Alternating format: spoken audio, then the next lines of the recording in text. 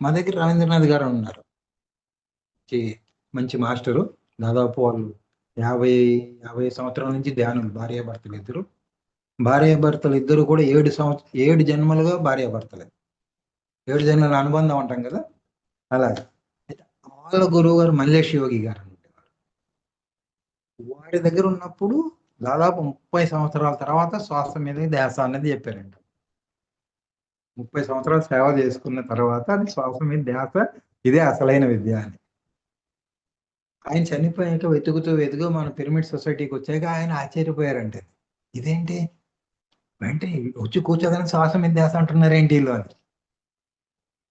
అసలు చూద్దాము, ఇది వీళ్ళు చెప్తున్నారు కదా, వారు అప్పటికే ఎన్నో అనుభవాలు చూశారు కాబట్టి చూద్దాము, ఇది ఈ స్థాయికి తీసుకెళ్తే కూర్చుంటే ఈ 30 సంవత్సరాల్లో ఎంత అనుభవం వచ్చిందో అది ఆ 3 గంటల్లో చూసేసారంట. అప్పటి నుంచి సార్ని వదలలేదు ఇప్పటి వరకు కూడా. ఇప్పుడు సార్ ఏజ్ ఆయనకు 70 సంవత్సరాలు ఎంత ఉంటాయి, కొద్దిగా వీక్గా ఉంటారు, ఇప్పుడు ఎక్కువ తిరగట్లేదు ఆయన తెలుసుకున్నాక నేను నా క్లాసులు ఎక్కడ ఆఫ్లైన్ అయినా ఆయన్ని కూడా వెనకాల పెట్టుకుని తీసుకెళ్లేవాడిని. ఎందుకంటే అద్భుతమైన తత్వాలు పాడేవారు ఆయన. తత్వాలు సార్ అంతరించిపోతాయి మీ ద్వారా, మీరు రికార్డ్ చేయండి అంటే చేయట్లేదు, కానీ అట్లీస్ట్ కొంతమందికి వినిపించండి పోనీ మీరు ఉన్నప్పుడు, మళ్ళీ అవి వినే భాగ్యం దొరకదు, మీరు వినిపించండి అని తీసుకెళ్ళేవాడిని అనమాట. ఇప్పుడు తిరగలేకపోతున్నారు, మనం కూడా ఇబ్బంది పెట్టకూడదని చేయట్లేదు. అవి ఆన్లైన్లో కూడా ఎక్కువగా రాదు. సో అందుకే నేను ఇందాక ఏం చెప్పా, మాస్టర్స్ని కలుస్తుండండి. ఇటువంటి వాళ్ళు మనకు తెలియకుండా మన పక్కింట్లో ఉంటారు యోగి, తెలీదు. అయ్యో మా పక్కనే ఉంటారు, ఇంకొకరు ఎవరో చెప్తే మా పక్కనే ఉంటారంటే ఆయన యోగా అంటే. నిజమైన యోగులు నేను వదిలేస్తారు, నేను నాది అన్నది వదిలేస్తారు కాబట్టి ఏం చెప్పుకోరు. ఇక్కడ ఈరోజు పలికించే మాటలు కూడా నా ద్వారా పలికించబడుతున్నాయి అంతే. ఇక్కడ వెంకటేశ్వరరావు అన్న శరీరం ద్వారా పలికించబడుతున్నాయి. ఎందుకంటే ఆ శక్తి నేరుగా మీకు మాట్లాడలేదు కాబట్టి, ఇంకో రూపం కావాలి కాబట్టి, రైట్.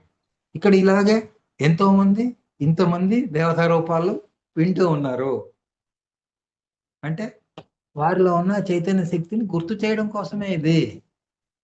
ఒక్కసారి తెలుసుకున్నాక ఈ అందరు దేవుళ్ళే, మీరందరూ దేవుళ్ళుగా మారిపోయారా? సో సార్ మహాసంకల్పం అదే కదా. మొదటి రోజు నుంచే సార్ మహాసంకల్పాన్ని పెట్టారు, యు ఆర్ ద గాడ్స్. చూడండి ఎంత, అక్కడికి రావాలి మీరు.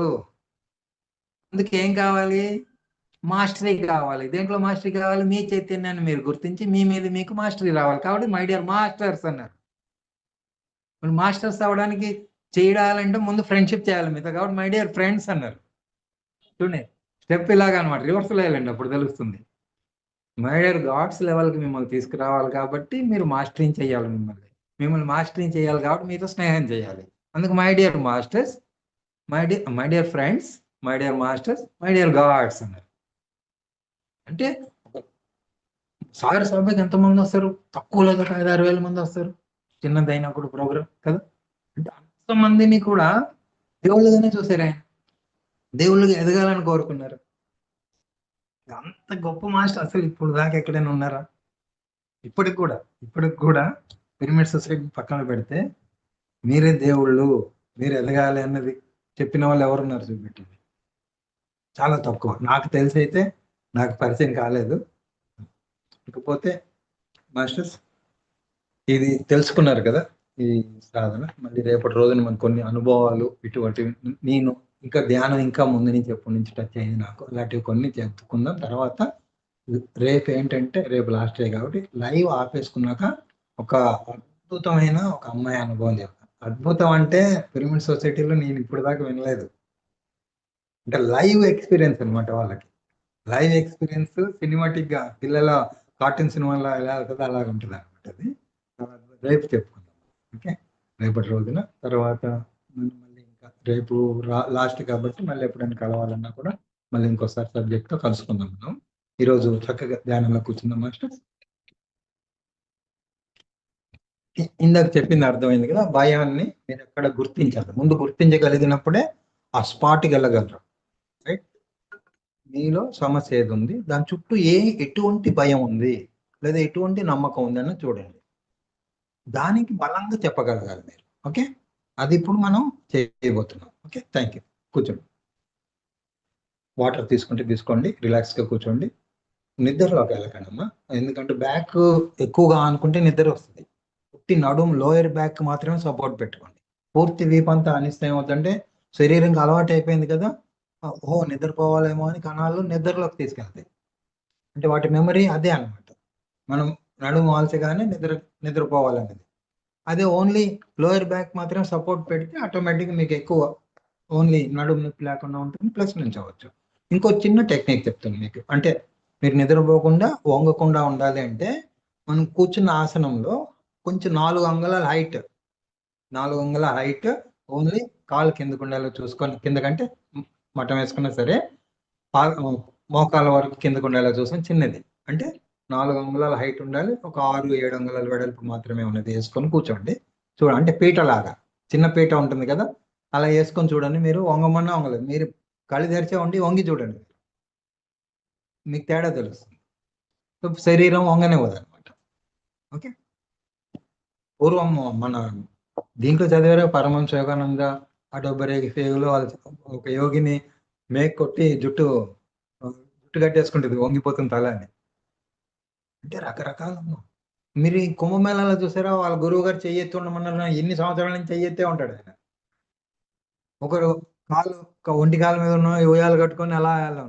అంటే గురువు మాటకు అంత విలువ ఇచ్చారు చూడండి, సాధనలో గురువు మాటకు అంత విలువ ఇచ్చారు. ఇక్కడ ఏంటంటే మన సార్ గురు పరంపర లేదు అని తీసేసారు కాబట్టి అందరు రకరకాలు వచ్చేసాయి. రైట్, మధ్యలో ఇప్పుడు మళ్ళీ సెట్ అయ్యాయి అన్ని, ఒక ఆర్డర్లో సెట్ అయ్యాయి. రైట్, ఓకే మాస్టర్స్, చక్కగా కూర్చోండి, రిలాక్స్గా కూర్చోండి. ముందు శ్వాసను 3 సార్లు పొట్ట నిండా తీసుకోండి. సహజంగా జరిగే శ్వాస, ఇక్కడ జాగ్రత్త, సహజంగా జరిగే శ్వాసనే ఎక్కువసేపు తీసుకుంటే పొట్ట నిండుతుంది. పొట్ట నిండినప్పుడు ఊపిరితిత్తులు ఆటోమేటిక్గా నిండుతాయి. ఇది కరెక్ట్ శ్వాస అంటే ఇదే విధానం. వదిలినప్పుడు సహజంగా వదులుతున్న శ్వాసని ఎంత వీలైతే అంత ఎక్కువ బయటకు వదలండి, లోపల దాకా వెళ్తుంది.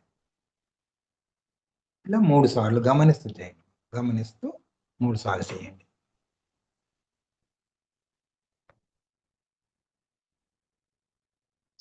ఆల్రెడీ ఎనర్జీస్ అద్భుతంగా కనెక్ట్ అయిపోయి పాస్ అవుతున్నాయి. ఆ శ్వాసను, ప్రతి శ్వాసను గమనించండి. సీనియర్స్ అయినప్పుడు ప్రతి శ్వాసను గమనించడం మొదటి స్టెప్ చేయండి.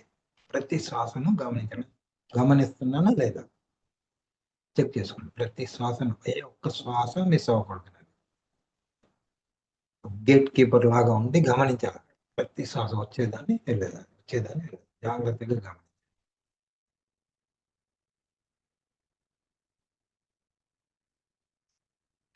ఎస్ మాస్టర్స్, మన అందరి ఎనర్జీస్ కూడా ఒకసారి అద్భుతంగా గ్రిడ్ లాగా తయారయ్యాయి మాస్టర్స్. చక్కగా